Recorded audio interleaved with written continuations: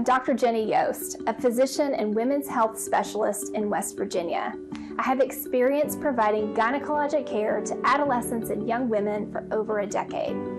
Are COVID-19 vaccines safe for people who want to have a baby soon or in the future? The answer is yes. COVID-19 vaccines are safe for people who are pregnant, as well as those who may want to become pregnant anytime in the future. There is no evidence that any vaccine, including COVID-19 vaccines, affects people's ability to get pregnant.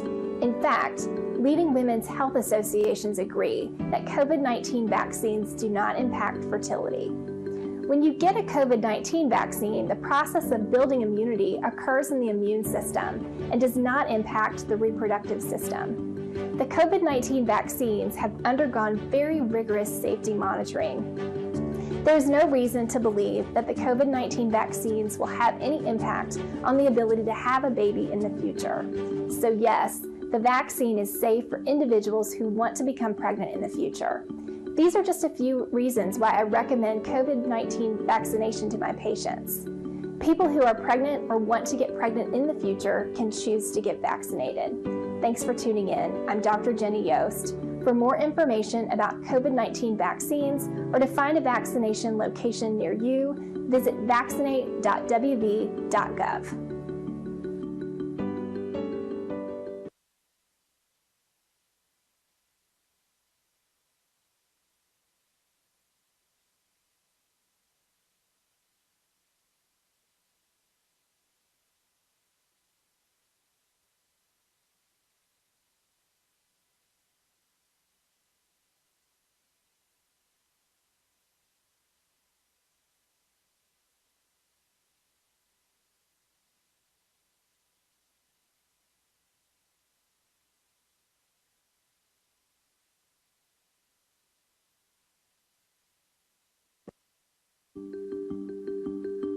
I'm Dr. Kara Willenberg, a physician and chief of infectious diseases at Marshall Health. You might be wondering, how do COVID mRNA vaccines such as the Pfizer and Moderna vaccines work? First, let's start with the ingredients. The mRNA vaccines are made of sugars, salts, lipids, and mRNA. The mRNA, or messenger RNA, tells our body how to make proteins. The COVID-19 mRNA vaccines teach our cells how to make copies of a spike protein that resembles the spike on the outside of the virus. Once our bodies create that spike protein, our immune systems are able to make antibodies.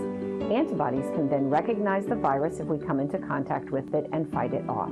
The mRNA from the vaccine does not enter our cells where DNA is made, so it cannot affect our DNA. The mRNA breaks down and goes away quickly, leaving in its place the blueprint for protection. The COVID-19 vaccines boost our natural defenses against the virus.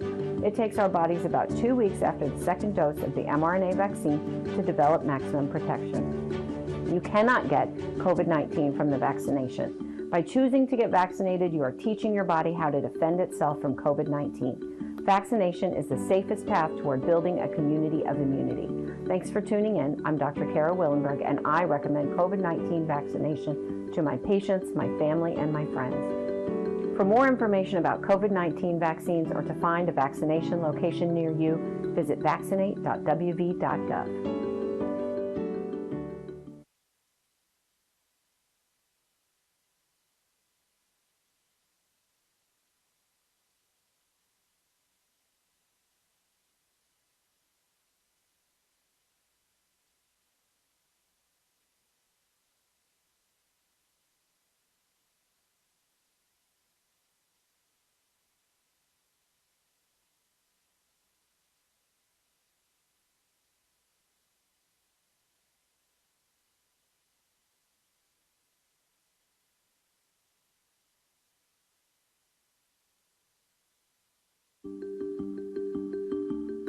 Hi, I'm Dr. Gilbert Goliath. I'm a pediatrician in Charleston, West Virginia. I've been practicing medicine for over 30 years. The parents and caregivers of my patients often ask if children and adolescents should get vaccinated against COVID-19. My answer is yes. As of June 2021, COVID-19 vaccines are available for individuals 12 years and older, and I recommend COVID-19 vaccination to my patients who are able to receive it. As a pediatrician, I've seen cases of COVID-19 among my patients. Although many cases of COVID-19 among children are mild, some cases can be quite severe. In fact, COVID-19 was among the 10 most common causes of death in children in 2020. And as we learn more about COVID-19, we're finding that even mild cases in children can lead to long-term health problems. COVID-19 vaccination is a safe and effective way to protect our kids against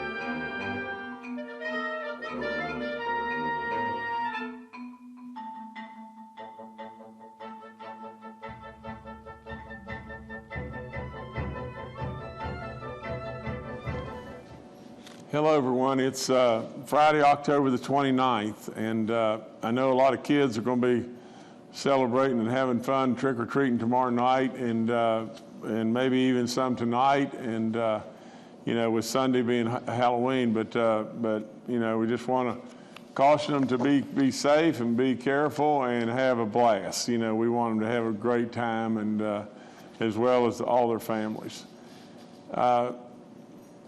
Today, we've got another 110 additional deaths in West Virginia. It's staggering to think about 110 deaths.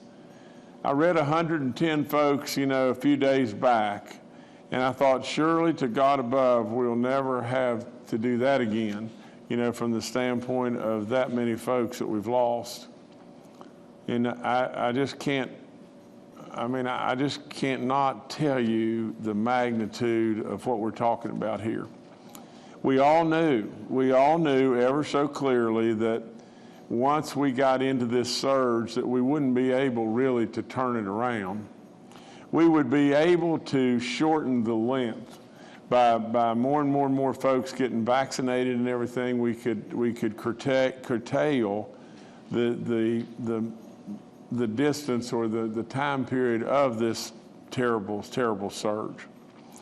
But so many people were already in the spin cycle, and we really couldn't probably do a lot about that. We continue to lose people, and we will continue to lose people for a period of time. You'll see as we go forward here, the number of hospitalized are down, and the number of active cases are down. But for these folks and their great loved ones and families and everything, I ask that you'll please not let them become a number, not let them become just a statistic. Absolutely, these are great West Virginians that we've lost, And I absolutely really demand in every way that you'll give them the respect and your love. So bear with me as we go through this, but the 4,317th death is a 72-year-old female from Jackson County. The 4,318th death, a 79-year-old male from Roane County. The 4,319th death, a 91-year-old male from Greenbrier County. The 4,320th death, a 76-year-old female from Harrison County. The 4,321st death, an 84-year-old male from Mineral County. The 4,322nd death, a 61-year-old female from Kanawha County. The 4,323rd death, a 76-year-old female from Hardy County. The 4,324th death, a 75-year-old female from Greenbrier County. The 4,325th death, a 77-year-old female from Hancock County. The 4,326th death, a 46-year-old female from Webster County. The 4,327th death, a 77-year-old female from Ohio County. The 4,328th death, a 74-year-old female from Wood County. The 4,329th death, a 74-year-old male from Harrison County.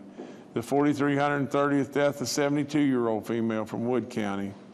The 4,331st death, an 86-year-old male from Randolph County. The 4,332nd death, a 75-year-old female from Jackson County.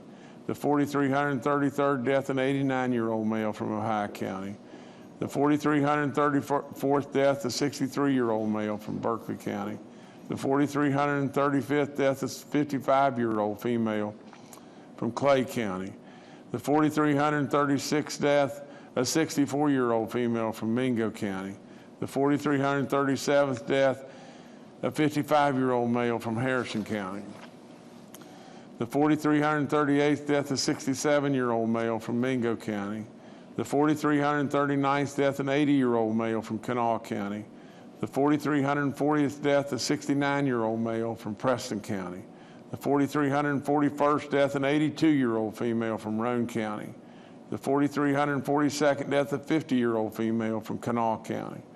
The 4,343rd death, an 85-year-old male from Brooke County. The 4,344th death is a 71-year-old female from Harrison County. The 4,345th death,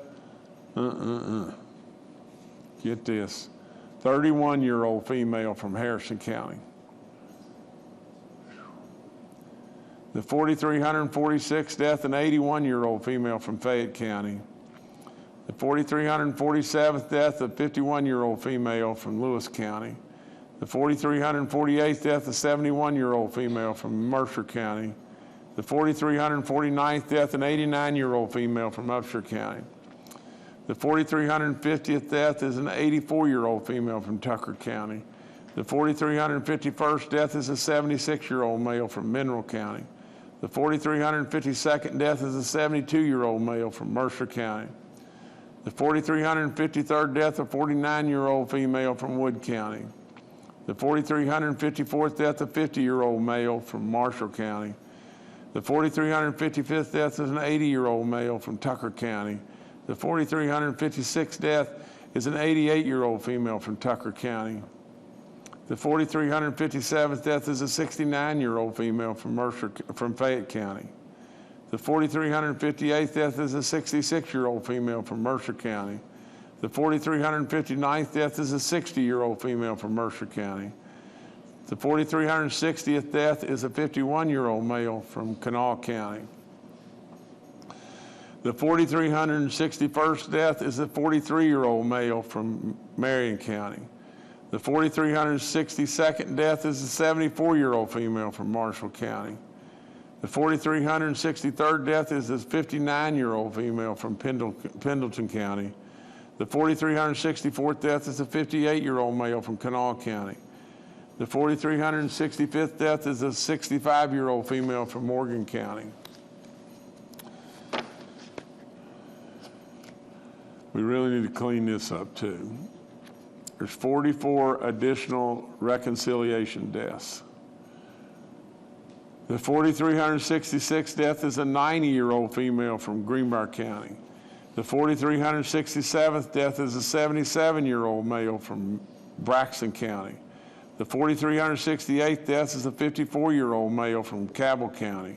The 4,369th death is a 57-year-old male from Boone County. The 4,370th death is a 72-year-old female from Preston County. The 4,371st death is a 74-year-old male from Harrison County. The 4,372nd death is an 80-year-old female from Wetzel County. The 4,373rd death is a 74-year-old male from Gilmer County. The 4,374th death is a 70-year-old male from Boone County. The 4,375th death, a 42-year-old female from Kanawha County. A 4,376th death is an 82-year-old male from Ohio County. The 4,377th death is a 36-year-old male from Mercer County. Good gracious. The 4,378th death is a 74-year-old male from Hampshire County. I'm sorry, the 4,378th death is a 54-year-old male from Hampshire County. The 4,379th death is a 55-year-old male from Harrison County. The 4,380th death is a 59-year-old female from Upshur County. The 4,381st death is a 77-year-old female from Kanawha County. The 4,382nd death is a 77-year-old female from Lewis County. The 4,383rd death is a 49-year-old male from Monroe County. The 4,384th death, is an 85-year-old female from Boone County. The 4,385th death is a 70-year-old male from McDowell County. The 4,386th death is a 69-year-old male from Randolph County. The 4,387th death is a 44-year-old female from Braxton County. The 4,388th death is a 55-year-old female from Ritchie County.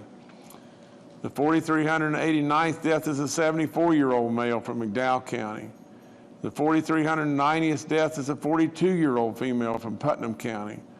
The 4,391st death is an 81-year-old female from Raleigh County. The 4,392nd death is a 66-year-old male from Wetzel County. The 4,393rd death is a 54-year-old female from Marion County.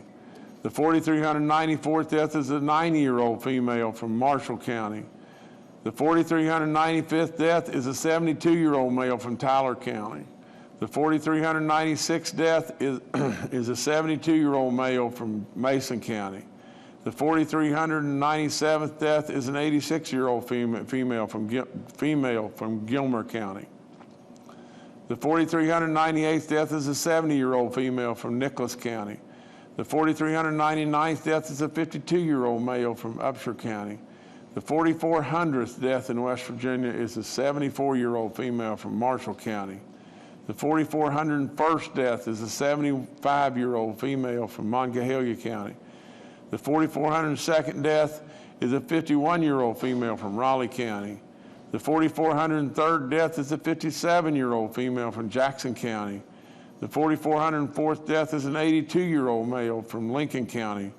The 4,405th death is a 75-year-old female from Boone County. The 4,406th death is a 70-year-old male. The 4,406th death is a 70-year-old male from Greenbrier County.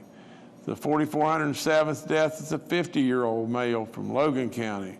The 4,408th death is a 62-year-old male from Marion County.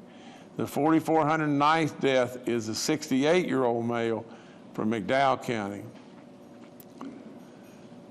The 4,410th death is a 73-year-old male from Morgan County. The 4,411th death is an 86-year-old female from Monongalia County. The 4,412th death is a good gracious sakes. The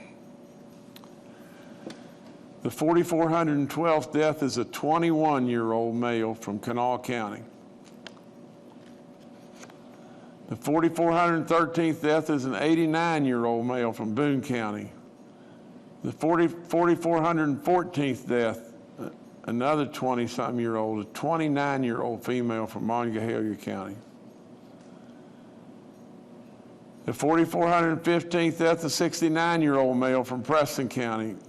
The 4,416th death, a 74-year-old male from Mineral County. The 4,417th death is a 77-year-old female from Boone County. The 4,418th death is a 78-year-old male from Hancock County. The 4,419th death, a 38-year-old female from Cabell County. The 4,420th death, a 72-year-old female from Morgan County. The 4,421st death, a 64-year-old female from Randolph County. The 4,422nd death, an 80-year-old male from Marion County. The 4,423rd death, a 78-year-old female from Kanawha County. The 4,424th death, an 87-year-old female from Berkeley County. The 4,425th death is a 73-year-old female from Fayette County. The 4,426th death in West Virginia is a 75-year-old male from Berkeley County.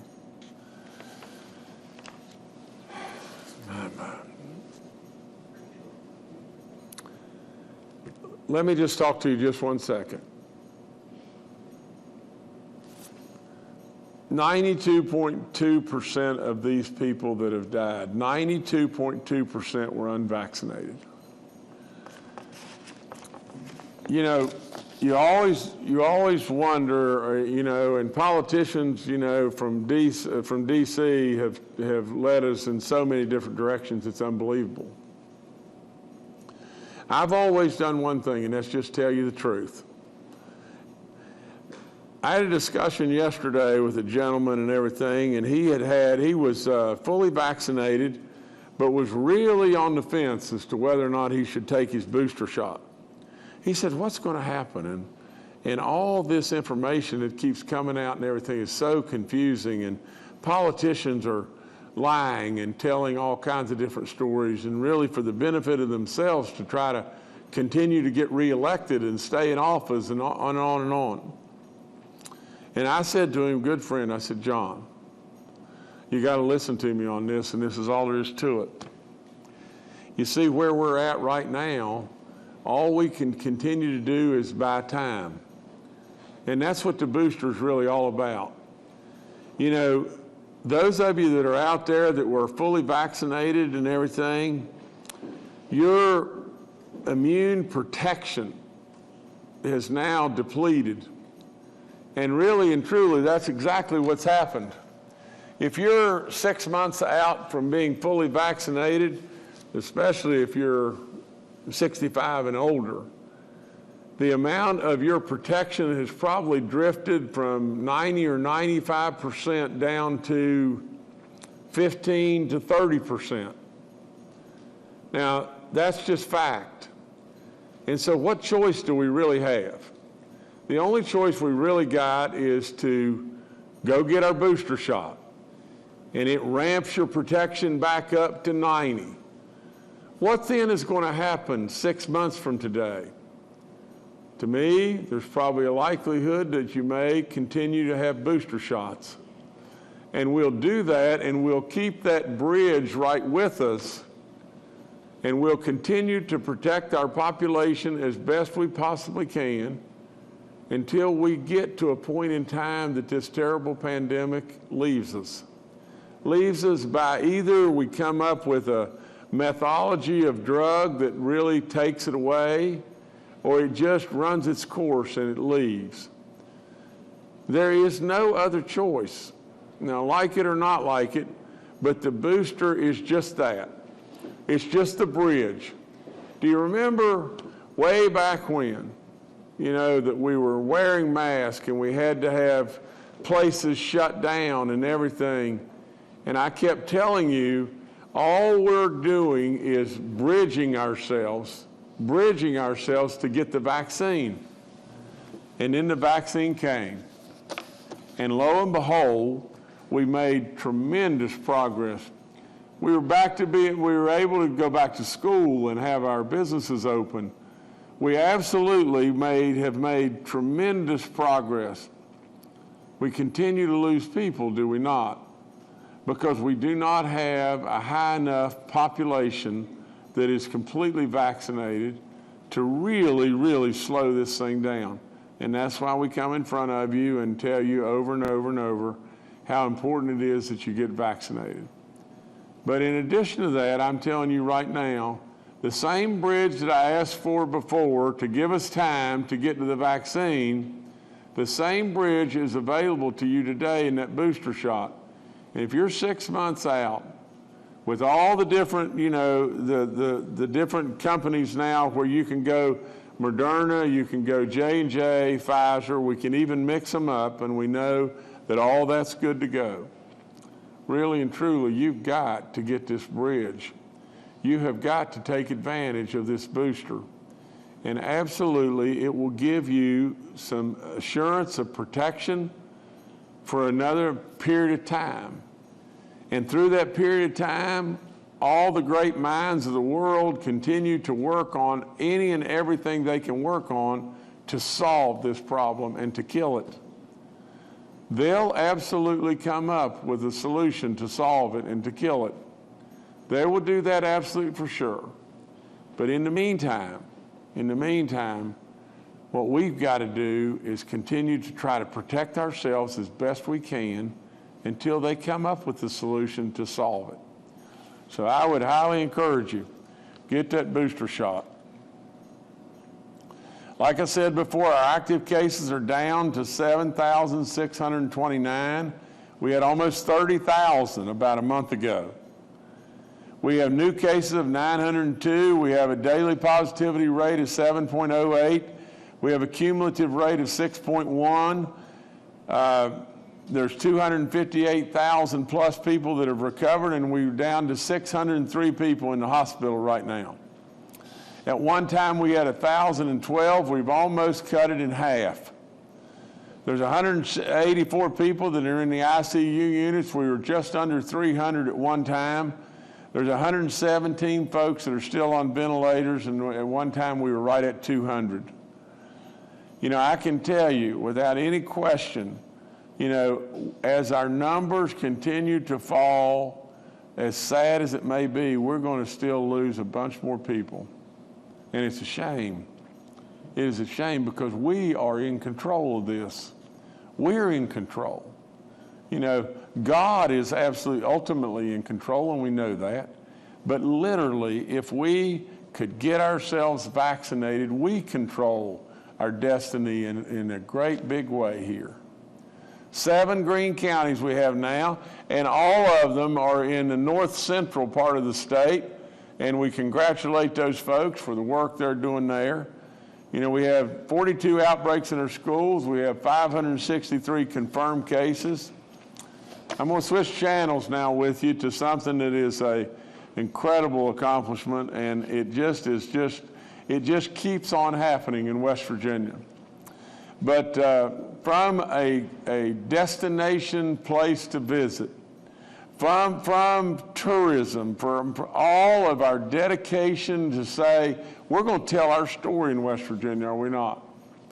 Absolutely, this incredible group that is that comes out with their 2022, top 10 places on the entire globe.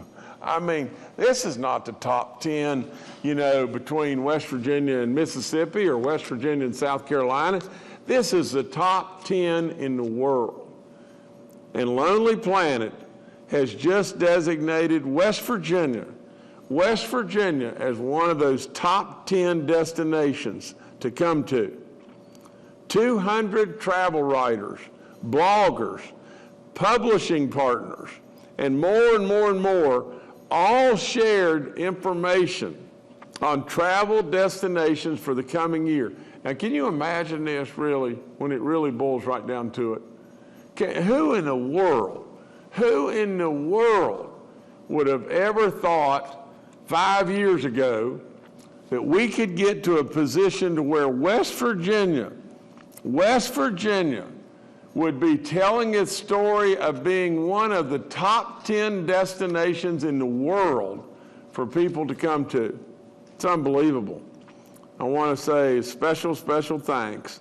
to the Lonely Planet team that puts this all together. I love their name, but it's surely got a ton of creativity with it.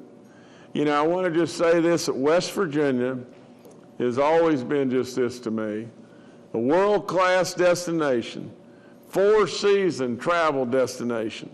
And thanks to this announcement, and you can promise this for sure, that there will be many, many, many come to our state. We all know here how great it is. We all know how great our people are. We all know the beauty beyond belief. Just look outdoors. It is unbelievable. And absolutely just talk to your neighbors and just see how welcoming, how loving, how good people in West Virginia truly are. So absolutely, we love it beyond belief. We think that over the years that hundreds and hundreds, if not thousands, if not millions, will come to West Virginia and share with us in what we know as almost heaven. So all I would say is the world is welcome in West Virginia. We welcome one and all. And so it is a great, great day. And so for Secretary Ruby and all those folks at tourism and all the folks all across West Virginia that are in any and every department, congratulations. Way to go. Good, good, good stuff. Okay, I'm going to go back to this and just give you some announcements again. If you have any kind of symptom at all, that you're not feeling exactly right, whatever it may be, 65 and above, please go get a test. These antibodies are waiting on you, and I can tell you without any doubt that if you go into a crowd of people, you're 65 and older, you're indoors, and with and really, especially if you have a lung issue, heart issue, whatever it may be, diabetes, really consider wearing a mask. Protect yourself right now. The winter's coming, and this thing could linger on and everything. It could be really tough. And the last thing I'll say to you on that is just this. If you're 50, if you're 60, 65 and older, and you get this stuff, it's going to be really bad. It's going to be really, really bad. And I don't know how it gets much worse than laying in a bed. You can't even have your loved ones around you because you're so infectious, and you're laying in bed and gasping for air. Gasping for air and don't know really and truly if you're going to wake up, if you happen to doze off and go to sleep. You're gasping for air. You can't breathe. I don't know how it gets any worse than that. I've been through the stuff on the booster shots and everything. There's no point in me going back through all that. All the stuff is available. If we're ready to go to give those shots, and we're all over the place and giving them. And if you by chance lost your card, all you got to do is call us at DHHR and we'll get that back. We're at 67.1% of the 12 and olders that have received at least one shot. The 5 to 11-year-olds are right around the corner, and we're going to be ready to go to give those shots to the younger kids. We're at 83% of the over 50 and olders right now, and 93.8% of over 65 or 65 and older. That's incredible. That is really incredible. And what is it telling us? I've said it over and over. Our wisdom, our 50 and older, our 65 and olders are all screaming out to us and saying, get vaccinated. Just get vaccinated. I mean, they're all telling us exactly that. People that are our parents and our grandparents and our great-grandparents are absolutely telling us, they're using their wisdom and telling us what we ought to do. From the standpoint of our kids, the great doctors and everything are going to tell us over and over that kids are so apt to get this, and they're so transmitting this, and most all the kids will never know it. Some will end up with side effects the rest of their life, but there are kids now that are getting this that are dying. And we know that it's going to be cold, and we're going to go indoors. We play a high school football game now. We play that high school football game outside, don't we?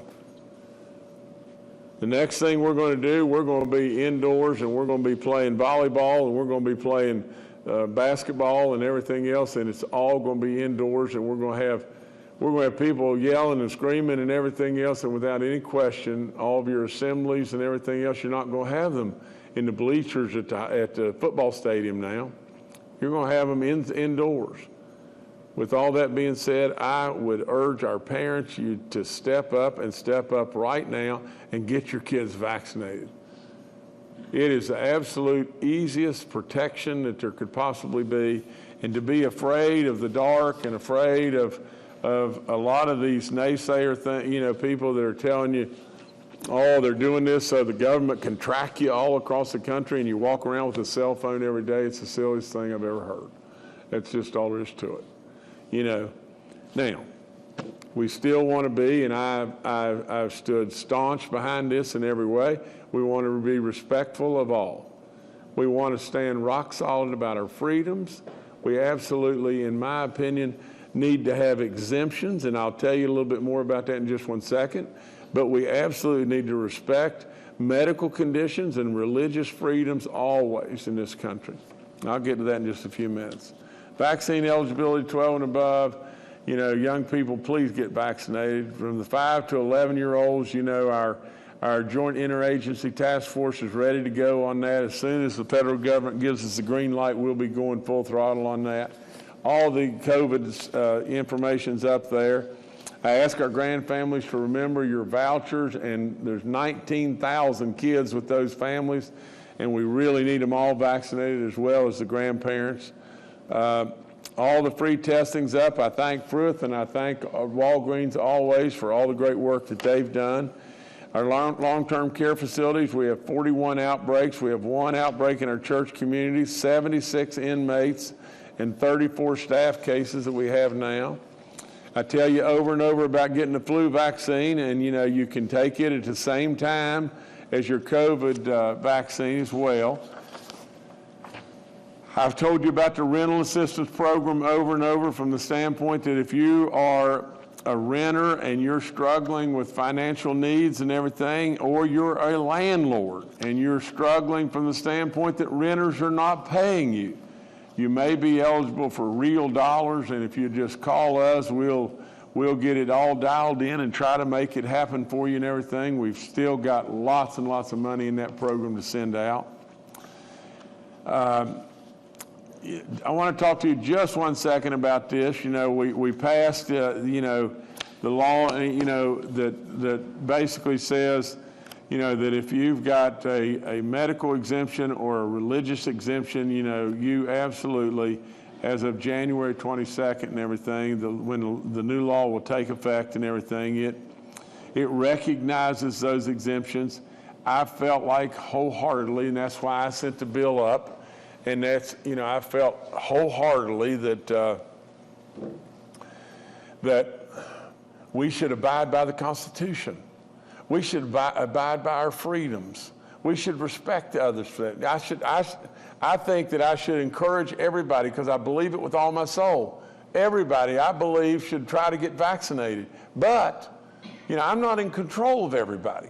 America wasn't founded on those type of beliefs. We were founded on our freedoms of choice and everything. And so with all that, I'm totally respectful and in every way for that. And with that, I sent the bill up. We passed it. It goes into effect January of 2022 in just a few months and everything. But with all that now, what's happened right as a follow-up, and they told me this today, but now just think about this. Now I'm going to read this to you.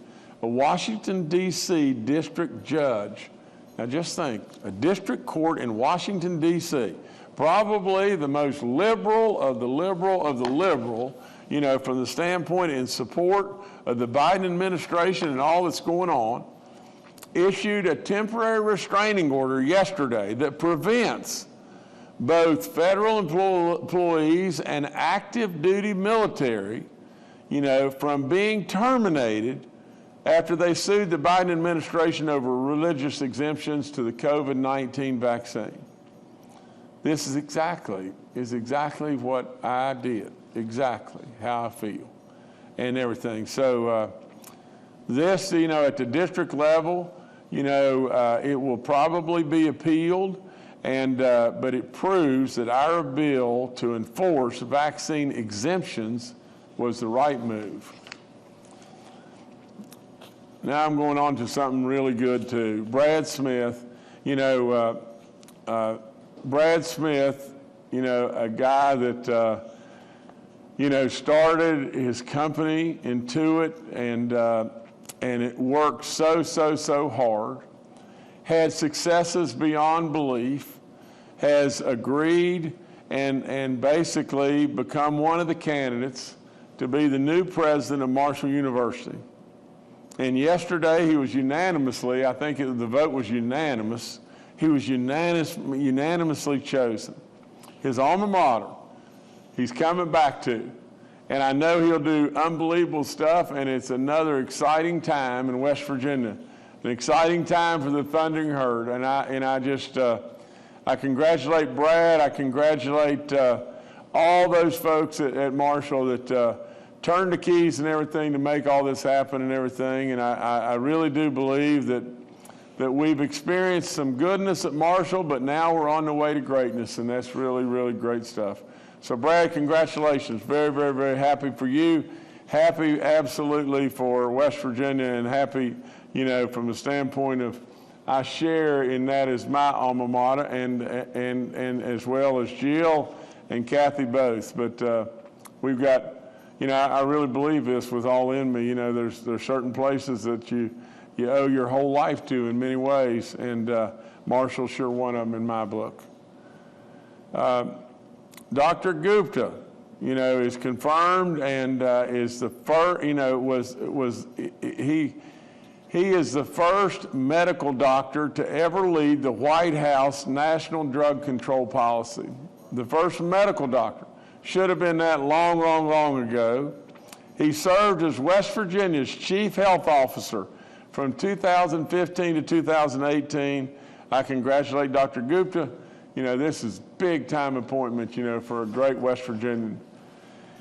50th anniversary today for Pratt Whitney of Canada, and they're part of the business unit of Pratt Whitney themselves, and the Pratt Whitney, Engines and Services Incorporated is located in Bridgeport. There they employ from, they employ just right at 400 people. They're pumping out between 500 and 600 engines every year. It is amazing beyond belief. If you've not been to see what's going on right there in that community at Bridgeport and everything, with the airport and everything, and all the folks that are there, there is a big time shining star to North Central Airport in West Virginia. It's called the North Central West Virginia Airport, and I very, very proudly, made a big move and a bold move to support there, but for crying out loud, it was the right move. A right move wholeheartedly. I mean, they are doing great stuff there, and more people are coming. Mitsubishi, and just on and on and on and on. But 50 years, we congratulate Pratt Whitney Canada. So congratulations and thank you so much for sharing, a big piece of you with us in West Virginia. Just another, another announcement from the standpoint of the trout stocking program in West Virginia. The fall stocking, I think, started last week. We stocked fish in the Guyandotte River on Wednesday. The Guyandotte River, it hadn't had stockings that had I don't guess had ever happened in the Guyandotte River. It is so beautiful, it's unbelievable. And I congratulate all the mining industry because they've cleaned up so much. That river is pristine beyond belief and beautiful, and the waters are absolutely just terrific. You've got some waters that are coming in from the deep mine, history within the area. The temperature in the waters is just great. You talk about a fishery that will be absolutely unbelievable. That will be it. So we were able to put some fish in there, and the first fish that went in there, they let me fish for just a second, and some way, somehow, I caught a fish, which was pretty dadgum good, on a little fly rod that I used to use long time ago, and what a great day. Now, do we want to go? All right, we want to do this now. Okay, this is good stuff. Halloween is just a couple days away, and there'll be a lot of trick-or-treating that'll start to happen tonight, and there's a beautiful young kid, 13 years old. He's a student right up on the hill at the John Adams Middle School, and he's vaccinated, and he got vaccinated really and truly. I mean, he said he got vaccinated for baby dog. He has, without question, in my book, the greatest Halloween costume that you could ever pick. And I only say that in jest because, come on up here, Governor, and talk to us. This is Jameson Marble. How you do, sir? Good to see you, Governor. See you. Sit down right over there and talk to us.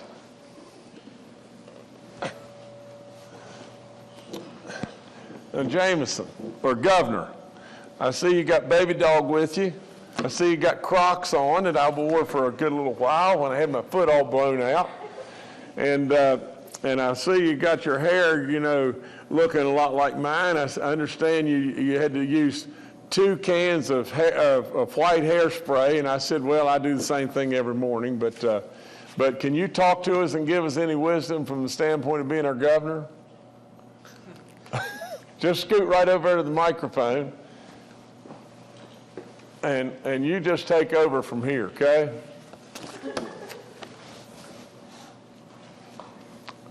And don't be shy. Just, you can say anything you want to here and everything. And believe me, from my standpoint, I want you to know this. First of all, I love you for getting vaccinated. That's all, and I mean that. I really do. The other thing is, in this journey, and I told you this earlier, the good Lord gave you the ability to smile and to laugh. And really and truly, if you can't tease about yourself and smile and laugh, then I don't think you're much of a person. And I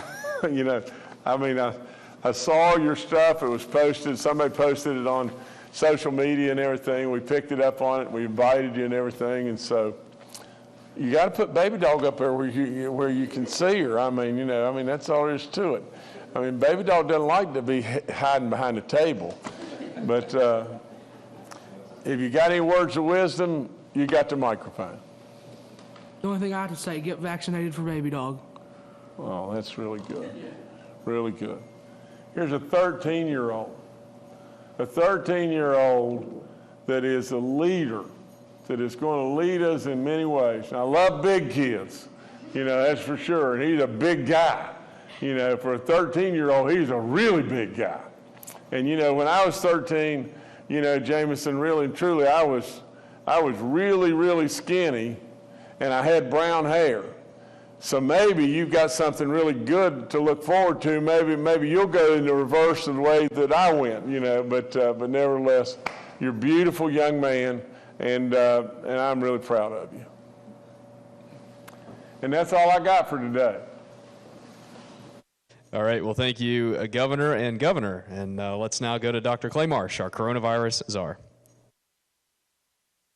Good morning. In reinforcing a couple of the messages that the governor mentioned, it is really important for people, particularly those that are older, to very quickly get your booster shot if you haven't yet.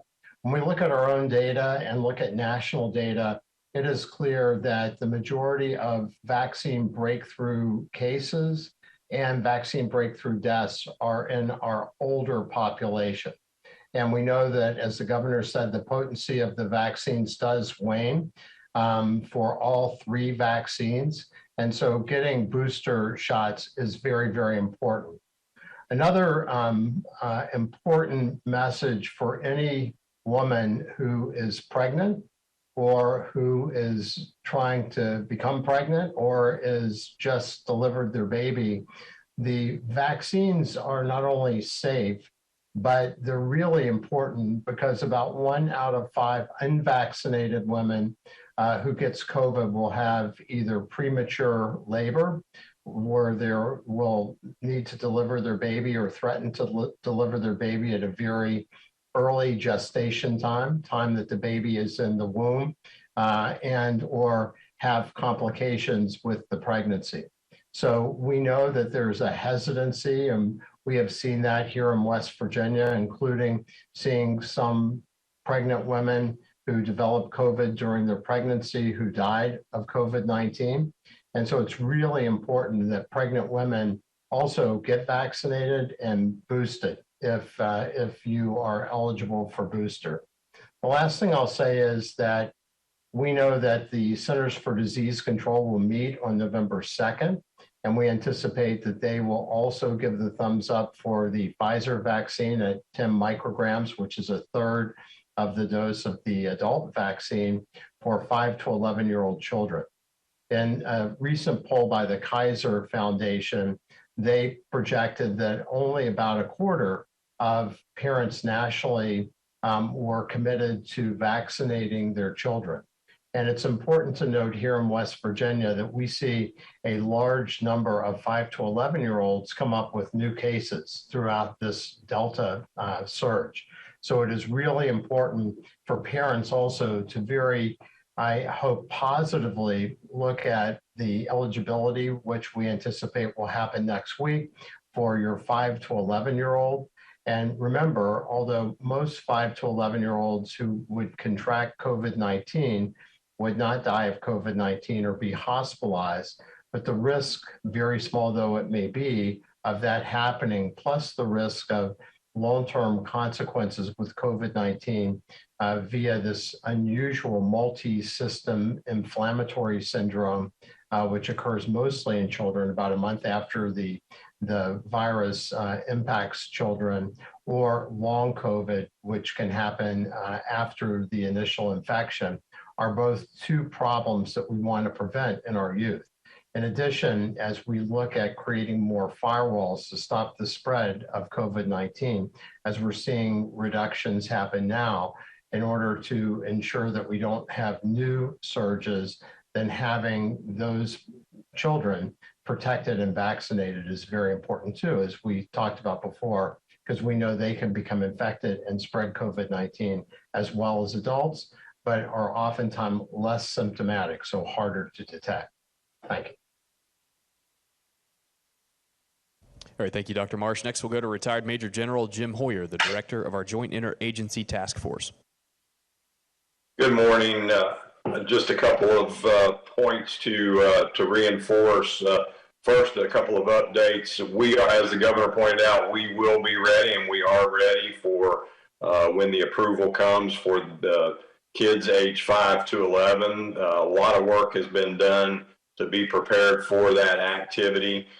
Second, an update on nursing homes. In discussion with the folks this morning, it looks like by the end of next week, we will be complete on nursing homes. We still have a couple of facilities that are working their residents and staff. And then to reinforce a couple of points that the governor and Dr. Marsh made, while we have 603 in the hospital, and that's down from over 1,000, we have to look at the data and understand that we still have a significant portion of those people in ICU. And we know that 83% of those deaths that occur in ICU are unvaccinated, or those in ICU are unvaccinated, 83%, and on ventilators, 87%.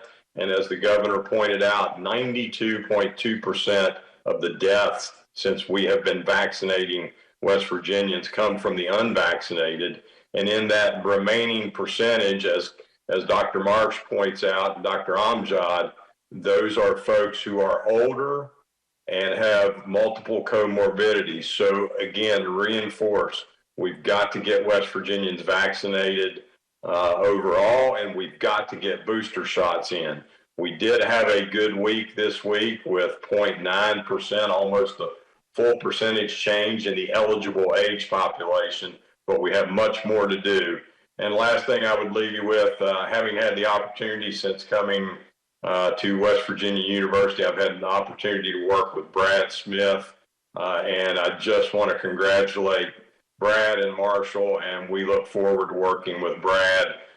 He really does love West Virginia and wants to come back and do great things for this state. Thank you. Thank you, sir. Next is Secretary Bill Crouch with the DHHR. Let me also congratulate Dr. Gupta for his confirmation. As the governor said, Dr. Gupta was here for several years, beginning when I came in 2017. I got to know Dr. Gupta. He started the Office of Drug Control Policy in West Virginia. He's done great things for the state, and I fully expect great things for the country as well. So congratulations, Dr. Gupta. Want to mention we added some additional information to the dashboard. This is in the same location as the information on deaths by month. It is in other trends, and it is at case and lab trends. I think Jordan's going to show that on the screen. The information that we added on deaths by month was very revealing, and we decided to add cases by month. If you look at, there are now 2 yellow tabs on that page, and if you click the top one, it provides information on average age of cases by month. The trend is clear. Governor reads names every day that seem to get younger and younger with regard to deaths. The number of cases also is clearly trending downward. So.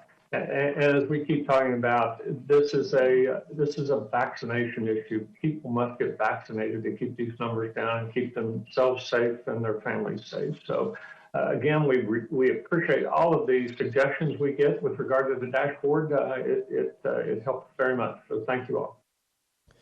Thank you, Secretary. Next to Dr. Ayn Amjad, our State Health Officer.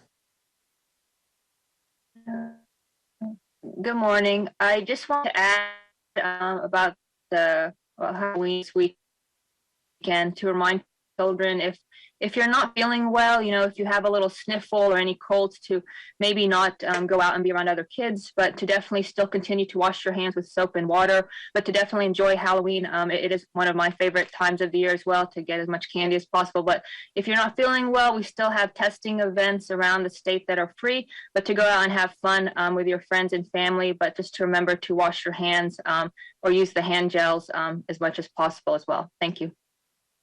Thank you, Doctor. We'll now go to questions from members of the media. The first today from Charles Young with WV News. Hi, this is Charles Young with WV News. I wanted to follow up with General Hoyer about what you said about our nursing home booster shots. So now that we've gone back around and offered the Moderna booster shots to the 75+% of folks that got Moderna, do you know about what percentage of our nursing home population decided to take the first shot, and how many are left over now that we're near the end of that effort? Thank you. General, please.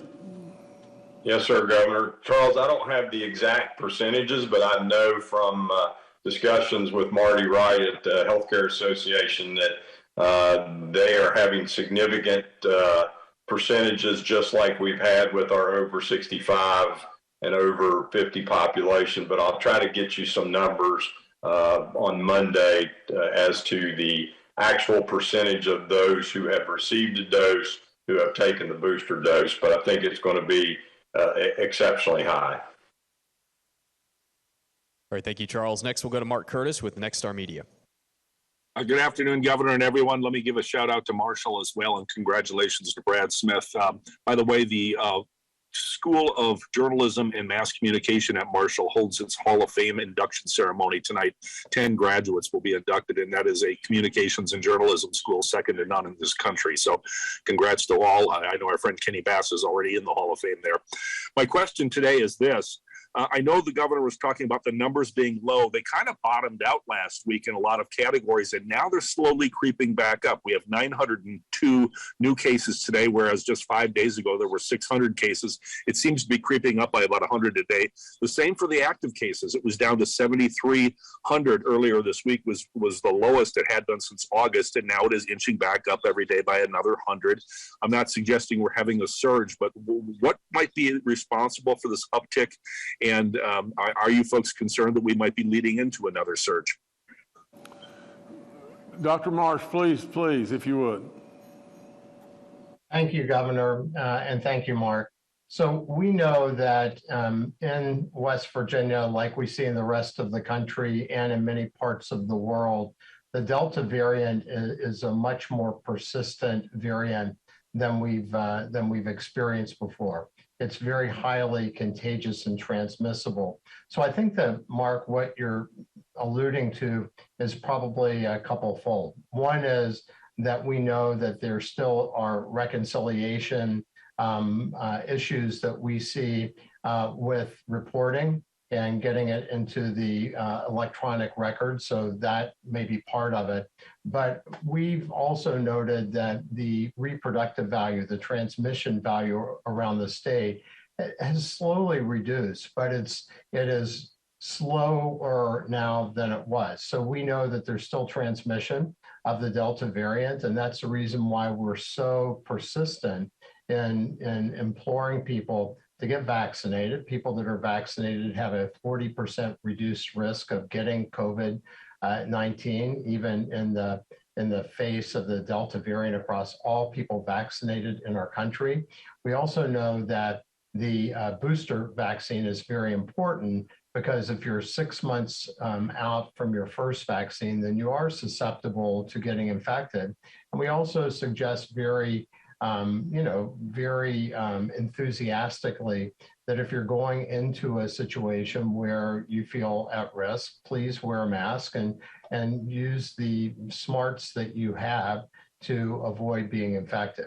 But I think that that's a combination, but we are really happy to report, as the governor said, that the severe cases, the hospitalizations, are definitely on a downswing, which is good.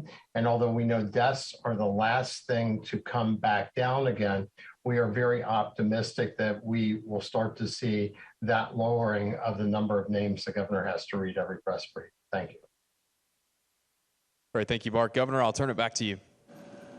Well, I just end by saying this, that, every day that goes by, we find, we hope and pray at least, that we're getting better and better and better.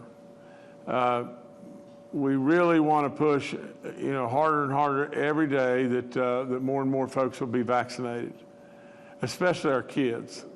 And with that, like I said, tonight and tomorrow night, I'm sure, there'll be a lot of little kids out trick-or-treating. And we want them to have a wonderful time, and as well as their families in every way.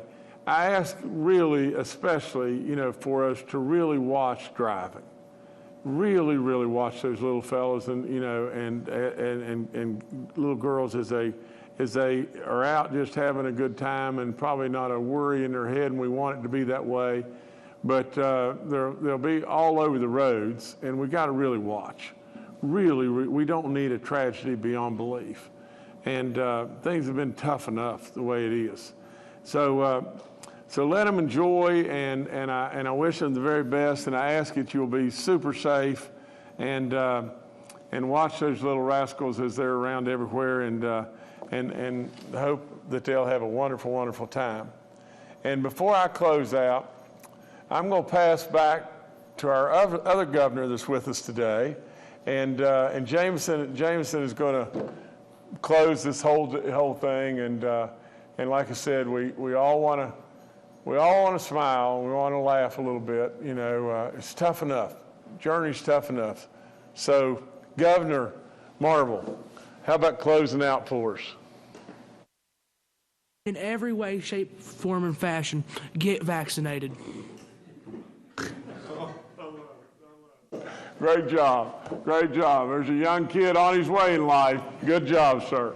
All right, let's close at that, and God bless all of you. Thank you so much. Got some wonderful parents with us today, too.